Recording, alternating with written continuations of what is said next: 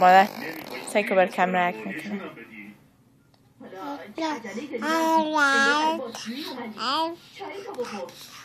راست میگه. دیگه هرچی باشه اینجا موندگاریم.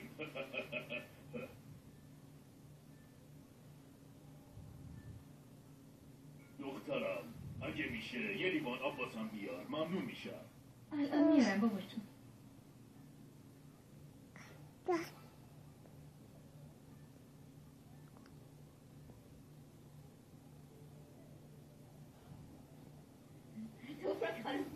اینا برای شماست.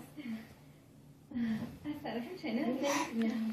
یا پیش مربت خانم میشه اینو برای بابام ببرید. خیلی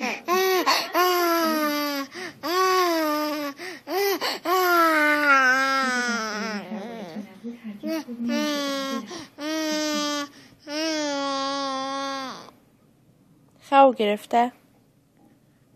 علی لالو گرفته. لالو گرفته. نکنی چون پسرمه میگم ولی خیلی با نزاکته. چقدرم دوست داره خانومش و همه کاراش فقط به خاطر اینه که تو رو خوشحال کنه. خدا از چشم بد نگهتون داره.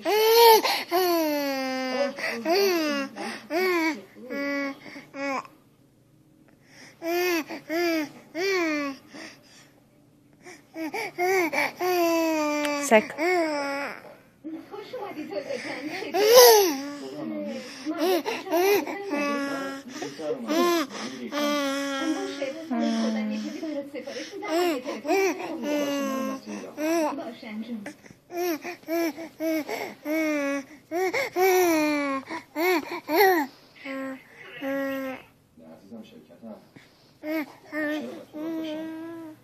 واقعا که چنان نگو که یادت رفته مگه امروز با مجله کودک برای گزارش قرار نداشتیم.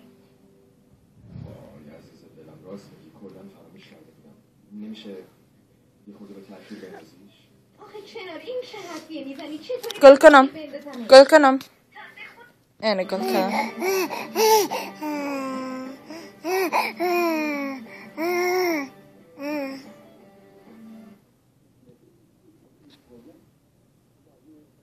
Are you trying to find your angle?